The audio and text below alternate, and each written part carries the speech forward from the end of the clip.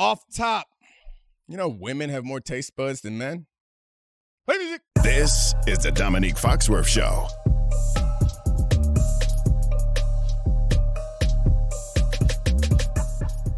All right, welcome to the Domonique Foxworth Show. I'm Domonique Foxworth. I'm joined by my beloved co-host and producer, Charlie Kravitz, and we are joined today all the way from A-Town, assistant principal, David Dennis Jr. Yeah, you definitely know that you are in trouble if you got to go see assistant principal. Don't he look like the disciplinarian at a public school? He's not mad. He just knows we can do better.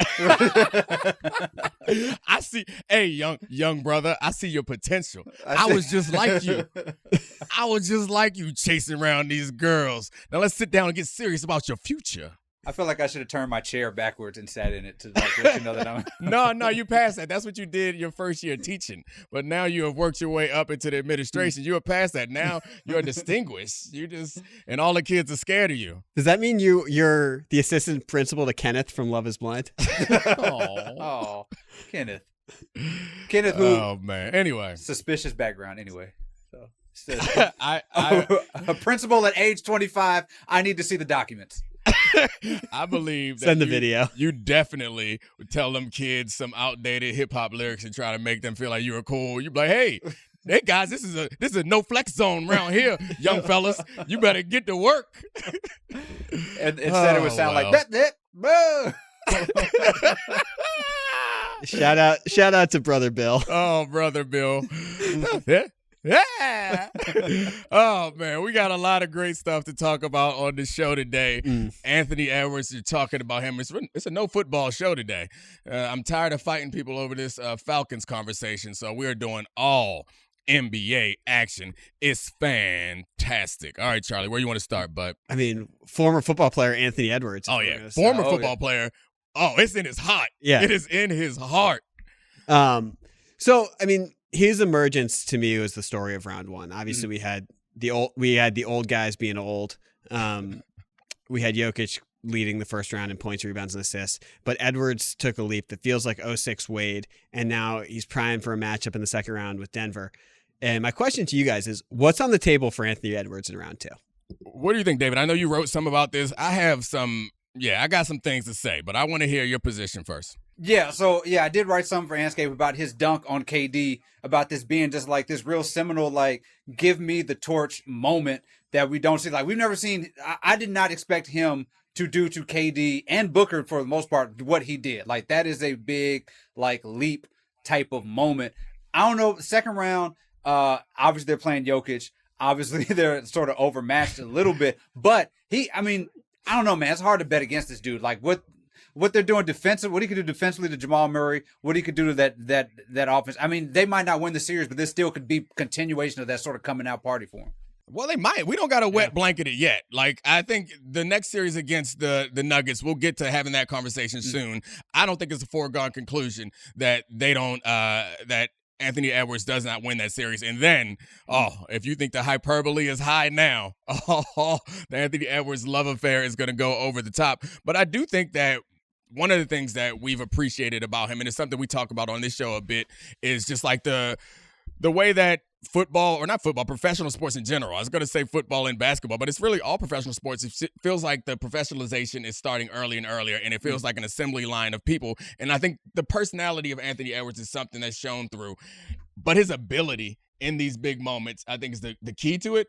But I think it's connected with the style of play and the personality he gives. Everyone likes Anthony Edwards, despite all the things that he's doing on the floor. Part of it is he feels like someone that we can root for, and he's an archetype that we're comfortable with that we don't have often in the NBA. It's the 6'6", 6'5", wing player who can hit big shots and who is hungry as hell. Remind you of anyone? Yeah. It's like some of the most popular players we've had in this league, in the history of the league, from Kobe to Jordan to what we thought, I guess Ja Morant's too short to fit that category. You mentioned D. Wade. It's another similar guy. We haven't really had that guy in the league until Anthony Edwards. Like, the other people around him are guys like Jason Tatum, who we thought was going to kind of take over the league and never has. And Jason Tatum was kind of a distance kind of jump shooter, and he felt like he was a part of the machine. He kind of felt like those LeBron-esque kind of print of all-star, knowing how to play the game,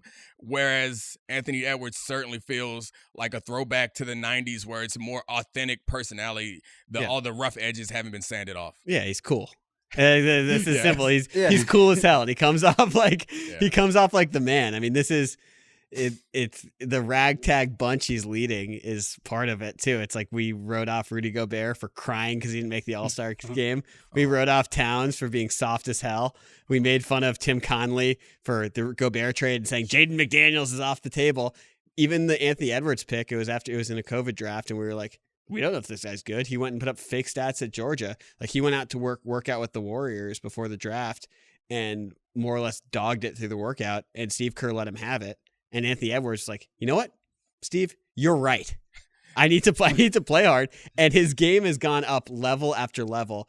And he's done it in like really explosive, cool ways. Like I think his growth is a huge part of it. And part of his growth, I think, is a function of the Tim Conley trade. And I think me, you, and one of our producers, Kevin, were talking before the show about how it seems that general managers and teams, they find a superstar, a young star that they think can be a superstar, and they're like, we're going to time this up for when he is at his peak. We're going to surround them with young pieces, and they're going to get better from playing in a bunch of meaningless games where they get their beat for a long time until we can build stuff around them. But that's not what Tim Conley did. He's like, hey, I see something in Anthony Edwards. We're going to make a trade that no one believes is like timing-wise works out, or no one believes is smart, and it put Anthony Edwards. I know something that you like to point out, Charlie, is his best games are in the postseason. Yeah. He ups his play in the postseason, and I think that's considerably, efficiency-wise. That's part of the growth of players is getting into those high-stakes moments as soon as possible, and stop trying to. I'll be quiet a second, but this has been kind of getting on my nerves. Generally, is some of my best friends are nerds, so I mean no disrespect. But y'all nerds, man. Like in reaction to the Atlanta draft and in reaction to a lot of things in sports, I feel like this kind of trying to perfectly orchestrate your run is also a function of these nerds getting in the game. Let the boys play. Get as good as you can as soon as you can. All right, David. I've pissed off Charlie, so we'll get back to him telling me why I'm wrong in a second. Mr. Dennis, what you got? Well, I want to go back to something Charlie said was important also. Like, you got to think about who he's making cool right now. Like, he's so cool that, like, we are rooting for Rudy Gobert and Karl Anthony Towns, who are, like, the laughing stocks of the NBA. Like, you got to understand how dope you are to do this. This is like if like Tupac joined Hanson and it was like, now we like Hanson, they're cool. Like, these are dated references for the kids out there. But like, this is this is what he is doing. This is how dope he is. And like, what is also incredible is like, we have these stars like this who are young and we like them until they have the humbling moment. Like, we love Ja Morant until he was talking too much and got, blown out by the Lakers last year. We like him until they have the humbling moment. The thing about Anthony Edwards, I don't think he's ever going to have a humbling moment because everything that happens bad to this team, we could always blame on Rudy Gobert and Karl Anthony Towns. This will not fall on him for the rest of his career. He is like Teflon. I just want to say that I appreciate that you have completely committed to the role of assistant principal by making these dated references. Go ahead, Charlie. Hanson. If Tupac joined Hanson, Tupac been dead for like 20 years now. 30 this is years like probably. If Bobby Brown joined New Kids on the Block. Y'all know about that. Real music. I would pay to hear Simmons sing Bop. But I digress. No, Bop is a collection of sounds. He would nail that. Okay. He would from top to bottom. Absolutely. Oh, he would knock Bop out the park. I love Bill. I mean, we all do, but So one of the things that I want to about him, like not having this humbling moment too, he's also better than those guys. Yeah. Like he's just better. Yeah. Like he reached the level more quickly than Tatum or Booker or Morant. Like there has been this sort of gatekeeping of the top 5 NBA players for a long time that included LeBron, Curry, and Durant and Kawhi, and then it was this tier of Embiid and Jokic and Giannis and Luka and whoever else. Look, he's in the club now. Yeah. He got there really fast. This emergence, it's every time he's in the postseason, he's 30 points a game, and his game is growing so rapidly. Like, we thought this guy was going to come in and be a gunner, and he's developed into, like, an elite decision maker, an incredibly mature playmaker for this team. Like, you're in trouble, my shot's not falling, I'm going to find the open guy. Like, it's exciting because this team has taken on his personality in a lot of ways. It's, like, it's not just cool, they're also, like, they're tough as Like they have maniacs on the perimeter with him and McDaniels. And that's rare for a 22-year-old. That type of leadership. Yeah, absolutely. And I also think that and maybe this is just from my prism of growing up like in love with 90s basketball, is it kind of reminds me a bit of how I used to feel about running backs. It's like there's a style of player that doesn't really exist in the NFL anymore. And I felt similarly about the way the game changed, where everyone was looking for unicorns and jump shooters. And I grew up where the style was you find a 2-guard.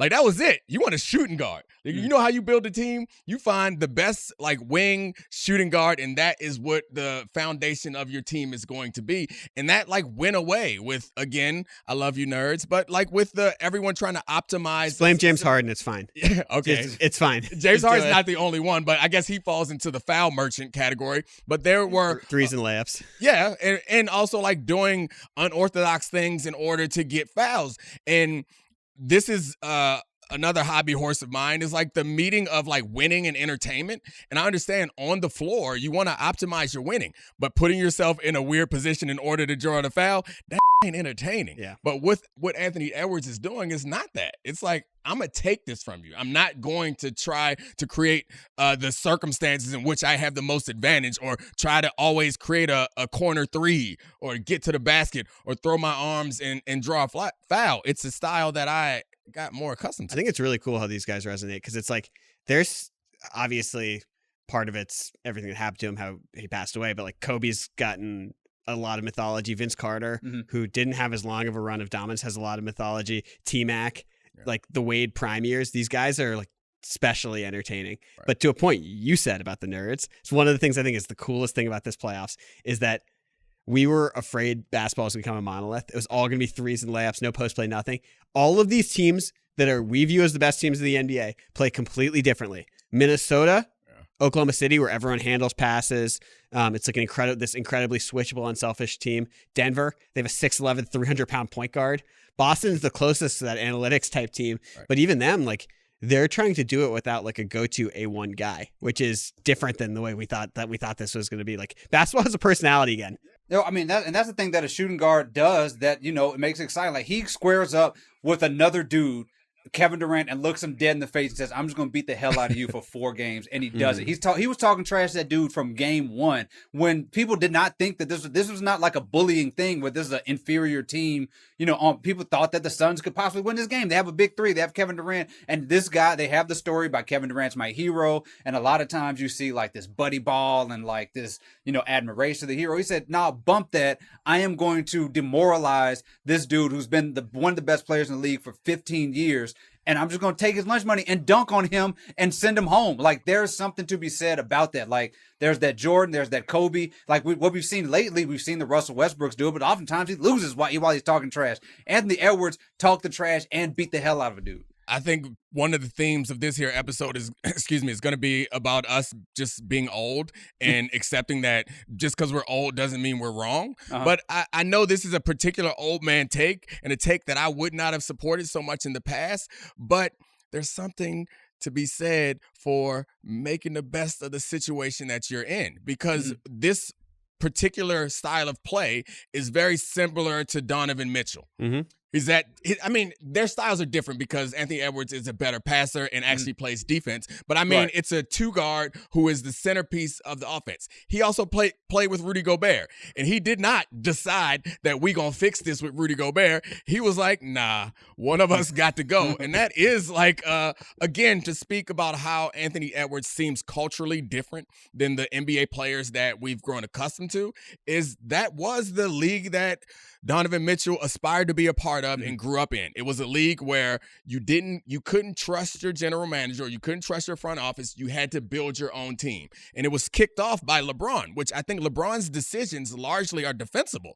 They gave that man Shaq and was like, win a championship. And he was like, all right, I've given you guys 7 years. It's time for me to move on, and I need to build a situation that works for me. And I think the lesson that was learned from that by all the people who followed him was like, all right, we got to make our situation, because the situation isn't going to make itself around us. And I don't think it's been right for everyone. And we're seeing right now with Anthony Edwards, who I think is better than Donovan Mitchell, obviously, but in part was like, you know what?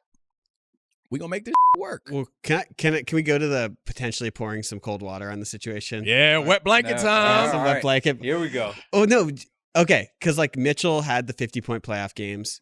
He had the incredibly early success in the postseason. Jason Tatum. But even more than that, like someone like Luka has had insane raising his level in the playoffs accomplishments, and then they don't win, and it sort of gets pushed back. Is there a chance? Also, this guy's being compared to Michael Jordan. Yeah. People are like, they just want to be like, have you seen the way he moves? Does it look a little bit like Mike? You put the split screen of the dunks. I've seen so many split screens. Yeah, those were happening before this playoff run, but he did that dunk. I've seen that thing so many times. He's got the same face. He wears the calf wristband, or Yep. calf band. This is a wristband on your calf. I digress. But nobody talks about the fact he kind of looks like Eddie Winslow, but that's neither here nor there. It's all Michael Jordan. Nobody wants to bring up Eddie Winslow comparisons, but there's that. But is there a chance, do you think, that because based on his accomplishments, we're crowning him like a little bit too early as the guy who's going to be like the guy in the NBA in this generation? David, you answer that while I buy time to figure out how I'm going to defend him. I don't think so, man. I just don't think we're gonna see that. Like already, if he plays like he's playing now for the next few years, like that, like he doesn't need a ton of growth to be like one of those dudes, you know. But he is gonna have a lot of growth. Like he still, you know, has all the stuff that you need. I think he's gonna be fine. I think, you know, they may get swept next round, and it may, you know, look like he has a long way to go. But the dude's 22 years old, and he has a signature playoff win. Like this is a signature series win under his belt that he has already. There's some overhyped potential. And I mean, I think we overhype everything a little bit when it happens. That's fine. I'm trying to think of guys who've had these similar situations and that we were ready to crown them. And I'm thinking Ja Morant. There's a lot of guys that we mentioned. Ja Morant, Derrick Rose. Yeah, Derrick Jason Rose Tatum. Derrick Rose is different. It was an injury. But he really had the zeitgeist. So it was like, this is the good guy who's going against like LeBron and his toolish super team. Right. So I'm trying to think of times because no one has reached the level that no one's walked the path that we are now saying that Anthony Edwards is on. While we put a bunch of people on that path, and like you joke sometimes, Jason Tatum is still 19, but it did feel like for years there, we were like, he's so good, but he's only 19. And we're seeing that, you know what? He never became that. So What's good?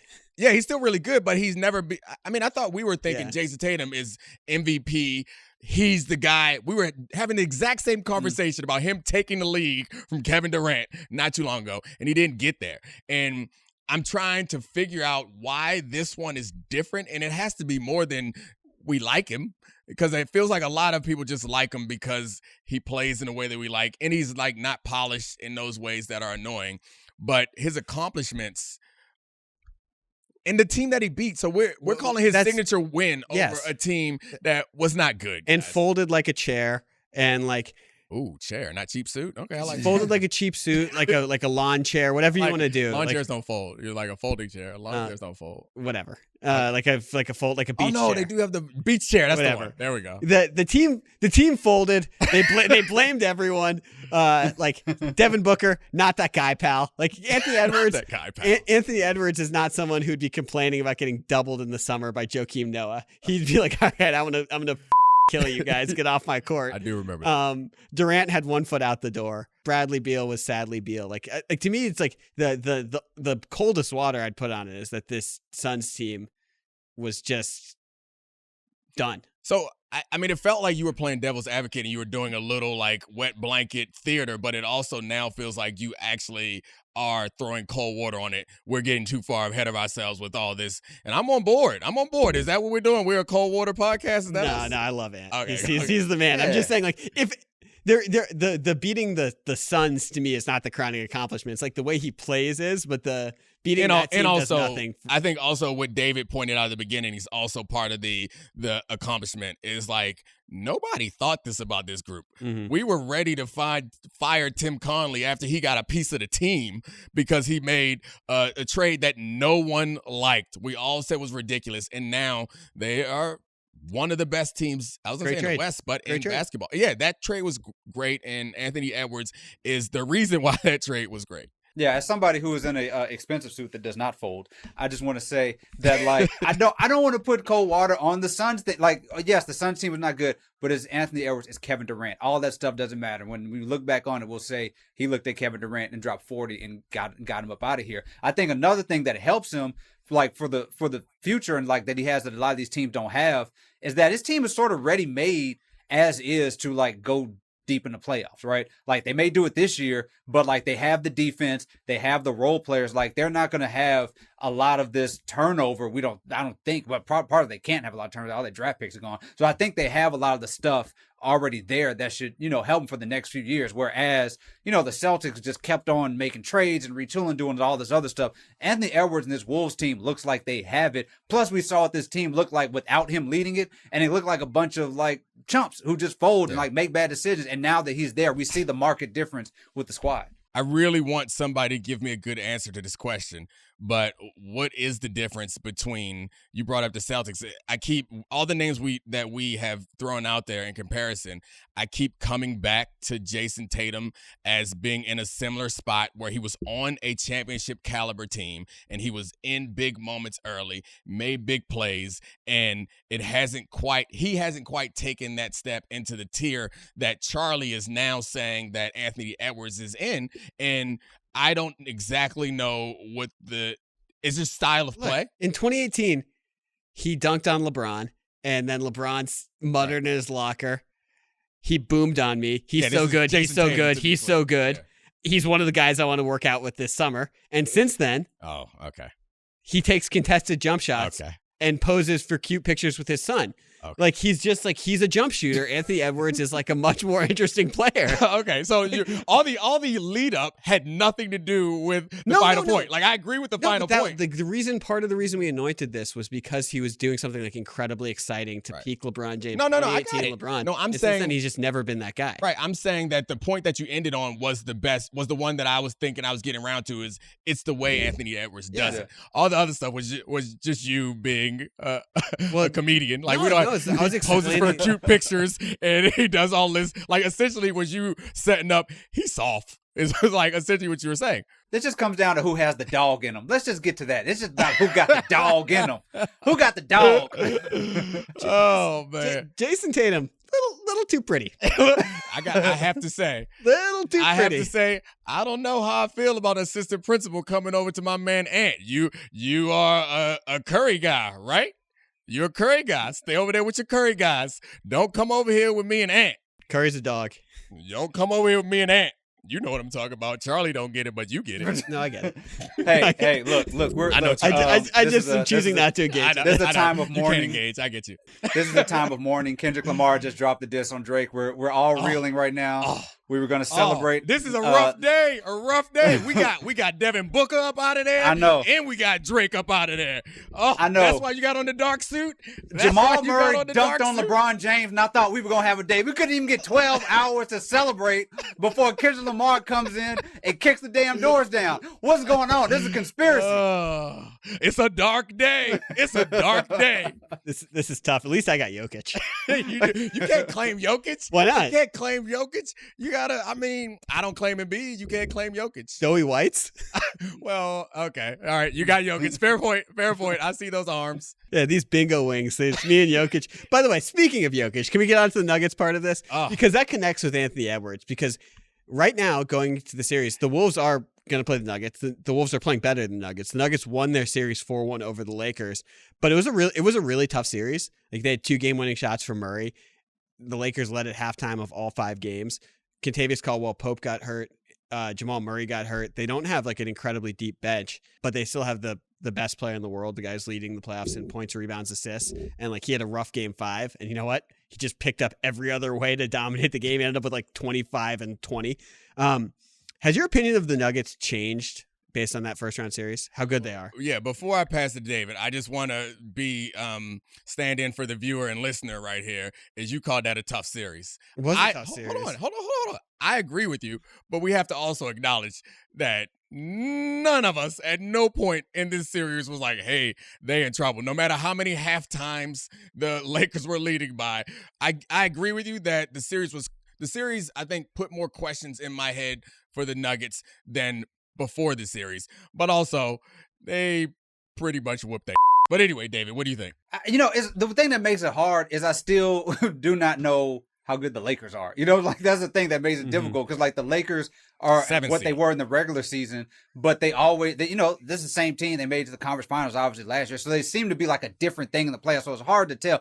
Anthony Davis played out of his mind for the most part. LeBron played about as good as you're going to get from him. D'Angelo Russell had like a couple games where he just looked competent again. So it was hard to tell. I'm a little concerned by the fact, one game or 1.5. I'm a little concerned by the fact that they never seem to dominate. They dominated game one, but they never seem to have like this dominant moment with the Lakers. But to Dominique's point, I never thought that like there wasn't a single game I thought they were going to lose. Like even in game when they were down 20, I was like, there's still plenty of time for them to come back. The tough thing I think about this is what we're doing is some projection because and like assuming that we're going to get the same version of the Nuggets that we saw against the Lakers against the Timberwolves, which is not as good a version. And there's something to be said for, I know we say that you can't hit the switch or press the button and that sort of stuff, but there is something to be said for teams who have won championships, understanding like, all right, that's cool. Like, I feel like it's more likely to feel like there is a switch that can be hit.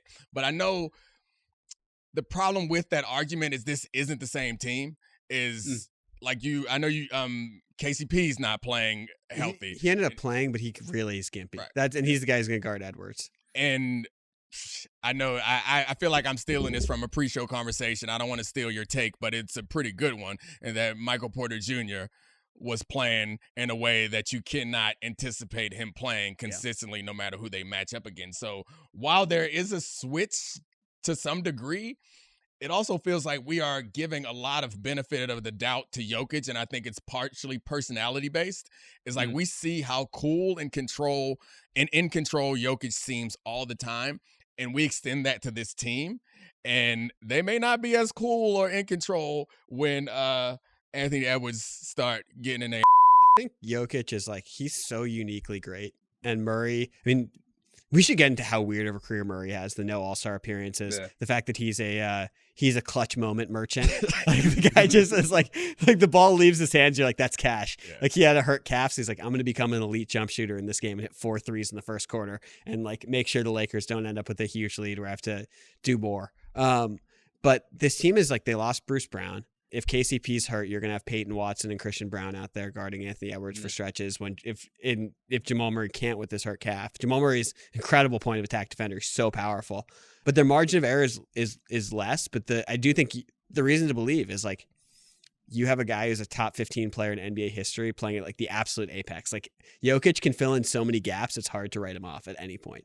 Oh, sorry, I'm gonna drop a little stat there for you. The Nuggets played 9 clutch minutes in the first round. They had a 162 offensive efficiency rating during that time, which is like 40 points better than what the Celtics did in the regular season. Like this team, there is something to be said for that, like turn it up, like turn it on in the clutch and just find a way to win that champions do. But also there's so many variables with that, which is like most of that variable sits on like the head of like Michael Porter Jr. making all those threes. But championship teams, fine. If he doesn't make them, somebody else does. Like that's part of what they do. But they're gonna have to give me all 48 against Minnesota. Like they can't do what they did with the Lakers to Minnesota. To be clear, I don't think that I'm not discrediting them. I just think that before the playoffs started, I thought that we were all just pretending like like somebody was going to give Denver a hard time. With the results in the first round between OKC and the Wolves and the Denver result, I don't think that we pretending. Like I still, if I had to bet something, I'm a sucker just like the rest of y'all. I want to bet on the team that I've seen do it before and quite possibly, or not quite possibly, the best player in the NBA, the likely MVP. Yeah, total all-timer. Yeah, I would bet on them, but I'm not running to, where do people, I'm not running to my bookie. I don't know. I don't bet, so I don't know how this works. I'm not running to my app. You got to just text your ePay. Yeah. I'm not hollering at my ePay to get this money up because it doesn't feel as comfortable or as confident. You run to Dave and Buster's to place your bets now. Thank you very much.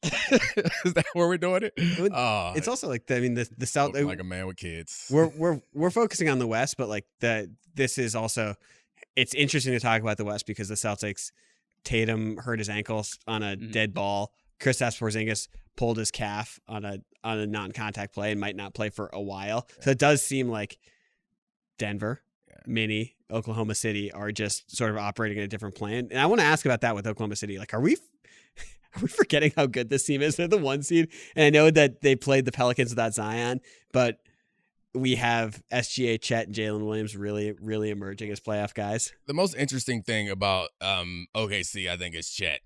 And I know that SGA was in MVP conversation, and I know he's great, but watching him, I don't know, I don't want to say take over games, but like be so impactful on both ends of the floor and do a mini Wemby impersonation. Like it feels, and I mean, honestly, do a Michael Porter Jr. impersonation. It seems like he's a versatile player who has a high ceiling, and this team is really good. But I think I referenced it a little bit before we started talking about this. It's the NBA, man. We ain't seen you do it. I'm going to need to see you do it. And it's a bunch of young guys that are fast and good, but this seems like more than any other league, there's something about playoff experience that matters, and they don't got a whole lot of it. But that's it. That's the problem. That's the only thing. like if you did like one of those blind, team things, you would say who's the best team, and like it'd be hard to argue against OKC, especially that defense. And the only thing that we have against them is the fact that they're young. But at some point, like just being better than everybody is going to make a huge difference. Like it's hard to argue against them. And you mentioned the Chet thing, like these young teams, usually they do well because they're just so offensively explosive. Like you look at the old OKC with Durant and all them, and the Warriors, they just have all this offensive explosiveness. But Chet defensively, drop another stat for you. Chet defensively, the Pelicans within 5 feet of the basket shot 25%. Like when Chet was defending them. Me down. Like that is crazy. And that is like that level of defense. I know that they're young, but it's hard to argue against what you're watching on the court. Yeah. I mean, obviously without Zion, the Pelicans felt like they had to go small to try and get some offense, and that just like fed right into Oklahoma City's hands. I think that's part of the reason why we're undercutting or under believing in OKC is their first round series was like not interesting at all. And they weren't playing against the Lakers. They weren't playing against the Pelicans with Zion. They were playing against a team that they should have got up out of there quickly, and they got them up out of there quickly. You want to see teams tested. You want to see teams with their back against the wall and see them have answers. And it doesn't feel like, even if we're going to say that the Timberwolves were not going up against a good Suns team, they still were going up against names that we respect. Well, so I think part of it, though, which it gets a tiny bit underrated, is like, obviously, SGA had really struggled in the playing game in the past and his like much earlier, more nascent playoff stuff. And then he went up against the best perimeter defender in the NBA. He was guarded by Herb Jones for a series. And we're like, is this guy going to be a foul merchant? He's not going to be the same in the playoffs. Nah, he's going to average 27, 6, and 5. Yeah. And the team, like the offense is going to be cooking. And it's like that part, like I do think is a little bit underrated. Like if you're going to pick A1 guy to guard SGA, that's who you'd want. You'd want Herb Jones guarding him. Yeah, I mean, I agree with you wholeheartedly, but I do think that there's something different about being in a pressure situation and when you know that there's somebody on the other end that's going to put up points and you're in tough games against, like, it's not, I think it's something that happens to us psychologically. Yeah. I'm saying that your point is probably right, but it's still going to be hard for me, if I'm being honest, to psychologically think about them the same way that I think about even the Wolves. Yeah. Because I've seen what the Wolves just did against a team that we were all recognized wasn't that good, but they got some guys whose faces I recognize, who I know are a problem to deal with. Well, you know how you don't have to worry about how they're going to perform in a high pressure situation? If they don't have any high pressure situations because they've beaten the hell out of everybody, like that helps also. That's a fair point. The Dream Team didn't have any high pressure situations because they won every game by 50. Like there's not a big, you don't have to look for that sort of thing. Of course, OKC is going to have a test when they're playing against the Clippers or the Mavs next series somewhat. But man, like they might run the moment off the court, man. Mavs, we didn't, in our first conversation about Anthony Edwards, we didn't talk as much about Luka, but I also wanted to touch on the idea of the impact that Anthony Edwards, or the impact of the Wolves winning this series. If the Wolves beat the Nuggets, they go on to win the championship. Like, I think we all probably would assume as much. That seems like maybe I'm getting ahead of myself even addressing it. Little like, bit. They might not beat the Thunder or the Celtics. Beat the Thunder. Okay. I'm getting ahead of myself, but it's a fascinating thing. So after they beat the Nuggets, we'll come back and talk about if they win the championship, what that means for the future of the sport, because I think that's interesting. No, it's an awesome hypothetical because he's knocking off the guy. It's Edwards beating the guy. It's more hypothetical right now. A little bit. Okay. All right. Then what else do we want to talk about? Can we talk about the olds?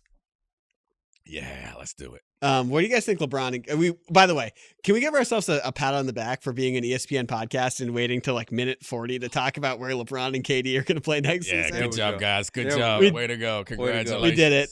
We're the best. Well, actually, we don't want to be the best, but where do you think LeBron and KD should play next season?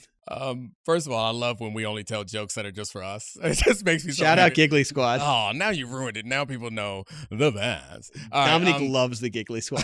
I've never listened to their podcast, but somehow they've gotten into my algorithm. Oh, yeah. And they put out fire. I'm going to have to listen to the podcast. They just learned about alligators rolling people. David Dennis has no idea what we're talking about. I'm going to send you a clip. I'm going to send you a clip. Just I understand feel that. like Charlie talking about the Kendrick and Drake conversation. I'm just going to sit this one. Charlie is not a Kendrick Drake guy. He's a mixtape Wayne guy, which was my prerequisite for doing the show with him. It's like, what is your favorite artist? And he said, mixtape Wayne. The specificity is what sold him. He can be my friend. Anyway, you asked me a question. Oh yeah, I know you do. He does love Kendrick and Drake. Anyway, what was Actually, I do love both of them. Yeah, I know you. Drop 3 forever. Anyway, I forgot your question. Where should LeBron and KD play next season? Okay. Best case scenario, I think they both play in LA. I don't know how they make it work, but I just think that would be fun to watch, is having these two guys fill in the holes that they both need around them and make an old man run. Like, that's a good, fun team. It probably won't win a championship, but it will be fun in them playing together. But I mean, it's not realistic. They want too much out of LeBron in LA, more than he's able to give at almost 40 years old. So, like, I kind of feel like if they're not going to get the piece they need around him, he needs to go somewhere else. I know David Dennis doesn't want him to go to Golden State, which is something that Mike Greenberg pitched to me this morning. Yeah, I saw that. I here's the thing. I think I wouldn't be opposed if I could just draw up a fantasy. LeBron, KD, Steph, one more run. I'm too old for this. That they say in the press conference. They just do this thing where they try to beat the young players and all that stuff. It ain't gonna happen. People ain't got the money. The Warriors ain't got the money. That's why they tried to trade for LeBron at the trade deadline, and now it's virtually impossible for them to get it because of all these contractual things and all that stuff and what he wants to re-sign for, and he's not going to take a pay cut to go with anybody. So there are a lot of places I would like for them to go. I think LeBron's going to end up staying in LA just because, I mean, the options are just not there for a lot of other places. I think he may. I do think this is probably the most undecided LeBron has been in an offseason in his career. I think everything has been so calculated. He already knows. He knew he was going to LA a year or two before. Same thing with Cleveland. Same thing with Miami. I think this one, the door is open for him to sort of make a decision on the fly in a way that we hadn't had before, which is pretty cool. And also, of course, the Olympics are coming up, which means he's going to be doing all this politicking. He's going to be moving around. There's going to be pictures, TMZ pictures of him and Steph having coffee and wondering what that means, and him and KD dapping each other up in the court and everybody wondering about that. But money-wise and all that stuff, it doesn't really make a lot of sense for any of these tandems to work out. I think he's going to probably be in LA. KD is the one that's really the most interesting because I think he's going to go somewhere else. So we're talking about a bunch of number 2 options here, which is what LeBron and KD are on championship teams at this point. They're old. I mean, LeBron, I think you're right. It's simple. Is it going to be LA where he's just going to ride out his career, put up a bunch of numbers, maybe have another Western Conference Finals run? I don't know what, I would say he plays 2 more years, gets a close to 44,000 points or something like that. An unbreakable mark. Maybe he could go back to Cleveland, run it for 1 year. They could trade one of their bigs. Dallas seems like the other option, play with Luka and Kyrie. That also seems like a place where if Cuban actually still is running the basketball at all, they would draft his son. Yeah. They would draft Bronny. The KD of it all. Look, it could be interesting if he ends up in Oklahoma City. It really could. That team would fit perfectly with what he does. But I can't. I have a responsibility. I know what I must do. if that guy demands out of another situation that he effing built because he chose the wrong running mates again and gutted the planet of all its resources. We give LeBron so much for being like the son that comes to these franchises and sucks out all their draft picks and then bounces and leaves them bereft of talent for a decade. If Durant leaves Golden State for, okay, whatever you think about the Golden State move, he went to basketball nirvana, goes to Brooklyn, makes them fire Kenny Atkinson, makes them bring in Kyrie. They have to get rid of their entire culture. All right, bring in James Harden. Then it's like, oh, okay, well, Kyrie might be a complete lunatic at this point. Get them out of here. I want out. But I'll stay if you fire the coach, which they did in Steve Nash, and you fire the general manager who brought me here. Nope, I want out, but I'm only going to Phoenix. I'm not going to have a trade circus. I'm only going to Phoenix. Demands to go to Phoenix. And then a year and a half later, after they gave up 6 first-round picks, Bridges and Cam Johnson, they bring in Bradley Beal because he wanted another loaded roster like that. If he demands out again, I'm sorry, it's indefensible. It's the lamest thing ever. So you know what? End your career being sad. I don't care about your Avengers stuff. Like, so much anger. Yeah, this is bad stuff. I'm not going to try to make an argument for KD in his particular track record. I will say that one of the things that if you put yourself in KD's shoes at a lot of these decisions, it seems to make sense. And then the result does not give him the benefit that he wants. I think there are some key differences. So, I think about KD's career. Yeah. And he had that article was he's tired of being number 2. And so he went to play with Steph to be his number 2. Okay. And I let you hate on him. Unbroken hate. I just let you unbroken hate for a couple minutes. Just give me a second here. So he looked at LeBron, and LeBron played in Cleveland, didn't win a championship, built a super team, won a championship. We gave him respect. LeBron then went to Cleveland and built up a team around him and won a championship, and we gave him respect. Essentially going back home, and we gave him respect. KD joined or built a super team. I guess that's the difference, is he joined a super team, but in his shoes, he's like, all I got to do is win a championship and be the finals MVP, and then they will forgive me for all my sins. We didn't. I did, but generally we didn't. So then he's going on from place to place trying to essentially fulfill whatever we are asking him to do, and he's building teams. Then he builds this Nets team that, it doesn't work out, but it's not because of him. It doesn't work out for a number of reasons that were not easy to predict. Chose his running mate. Yeah, that's fine. But I'm saying that these seem like defensible positions. Then he goes to Phoenix. He forces his way to Phoenix, and that doesn't work out. Not because we thought it wasn't going to work out. We all were like, oh, they're going to be contenders. So I am not going to defend him in this position because the track record, all this stuff is on his jacket. He did it all. I can't defend it. 4 years left on his deal still. Yeah, I know. I can't defend it. I'm not going to be a good defense attorney for him. But, however, I will come up at the sentencing and say, but we got to take the circumstances into consideration, guys. You see what happened here is a bunch of other things. He's really great. It's been so fun to watch him. I don't like this. Now I'm going to defend it. It would be kind of cool if he played for the Thunder or with LeBron and Steph. Oh yeah. I don't like this here's this the honesty from you. Here's the Thunder thing that's interesting. This would be the third team that was number 1 in the Western Conference that Kevin Durant made a trade. Yeah. So all the memes from I'm going, every time he loses, they put the different team on his shirt, and he's like, I'm going there. That would actually kind of be true. Now, the thing about OKC that's interesting for KD's career, say he goes to OKC, he finishes out his contract, they win a championship or 2. This will be the only place that he could possibly get a statue. KD's going to be the best player that we've ever seen that does not have a statue if his career keeps on going where it is. Nobody building a statue for him. Goes to OKC, he'll have a nice little statue for him, at least. It's fascinating. He's the only top 20 player in NBA history who that's sort of but it's also he's in such a unique space because top 20 guy ever, unbelievable player, was never the best player in the NBA. It's really interesting. I think it'd be cool with him with the baby Thunder. Him with Chet. Just tall and lanky guys. The old head with those guys. He also ain't got no hive. Kevin Durant has no hive. Like, that is the thing. He is the best player we've Domonique seen that has no hive. I could tweet out right now, I said before, I could tweet out right now, KD stinks, and I will not have, ain't nobody going to be in my mentions, like, doxing me and looking up my kids' names and trying to go, like, hunt me down. Ain't nothing's going to happen. I say that about LeBron. My social security number going to be on social media the next day. KD ain't got no hive, which is a really fascinating thing for somebody as good as he is. He'd respond to you. He don't need a hive. He his own hive. Yeah, I mean, I've said this before, but I think KD is like an all-time great career, but at the same time a disappointing one, which I don't know that you can say about very many players in any sport at any time. And like I'm sorry, Charlie, I took all the fun out of this. Like, you wanted to come and on KD, and we we're gonna do our little song and dance where I try to defend him, but you laid all the evidence out, and I was like, "You're right. The glove fits. It fits." You do his career 100 times.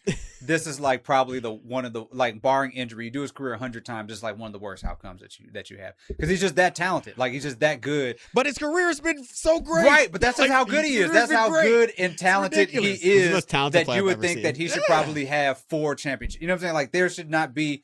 It just doesn't feel right that the only championships he gets are when he joins, like, what team that was already one of the best teams of all time. Like, it feels like you roll the dice, and 9 times out of 10, he finds 1 or 2 more championships. It's kind of my fault. It's your fault? I mean, a little bit. How so? So we had a big spike. I was at the NBA. Oh, no, not that one. I was at the NBA. I was working at the NBA Players Association, and there was a big spike in salary cap. Mm-hmm. And so the league came to us and asked, could they do cap smoothing, essentially smooth the cap, the spike in the money. I mean, this is all stuff that you guys are aware of. Yeah. Smooth the money over the course of several years.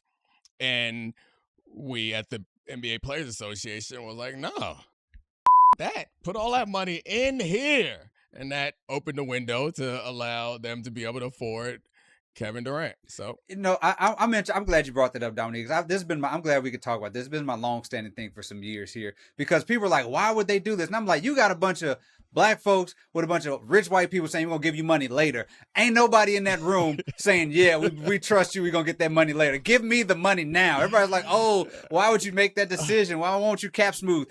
Put me in that room, and you got a bunch of billionaires saying we're going to give you money down the line in the history of America. Black folks ain't saying give me that later. They want it now. Nobody's saying it. Like, fundamentally, what the question is do you want all this money now? Or do you want us to put it in a league later when maybe you here, maybe you not? The answer is, give it to me. It is very Rick James-esque. Yeah. This is an old show. By the way, I just realized that, like, Kevin Durant is my marshmallow test. Like, you can't put this conversation out without me laying out the same stupid points over and over again. Yeah, I mean, I have zero willpower to just talk about it. Oh, yeah, it'd be cool if he played with Steph and LeBron. It'd be cool if he played in OKC. You love him. You hate him, but you love him deep down inside. I mean, the opposite of love is indifference. So obviously, I'm obviously not indifferent. Students, gather around. Let me explain to you who Rick James is. Come on, everybody. Let me tell you all who Rick James is, and we can talk about it. So y'all get the reference. I was about to say they know who he is because of the Chappelle show. Like, that ain't on. That was 20 years ago. I know. Oh gosh, give it to me, baby. What did the 5 fingers say to the face? I got that Chappelle show skit emailed to me. That's how old it was. I couldn't find it on YouTube. Somebody emailed me the video and said you have to see this. I watched it live. What are you doing? You didn't watch it live? What's wrong with you? We was watching that thing. We didn't miss that. That was, I guess it was post DVR, but it was, I didn't have one, so. Or was it? It was pre-DVR? Pre-DVR. Okay, yeah. You just had to watch it either way. You put a cassette, somebody put a cassette in the VCR and hit record so you could watch it and pass it on to your friends. Yeah. Let's then you switched over to Spike TV to watch Slam Ball. Like, you'd watch Chappelle show and right afterwards it's like, all right, some just helmet to helmet trauma on trampolines. This is where either our age or whatever cultural difference, I ain't never watched a snap of Slam Ball. Dude, you're missing out. I watched a snap. After Chappelle show went off, I was looking for something else, and it was slamming. I was 9 years old. Give me a break. Yeah, no, I'm not giving you a hard time. I said the age. It was the difference. Yeah, those trampolines. basically turned everyone to John Morant. Know what I do. Anyway.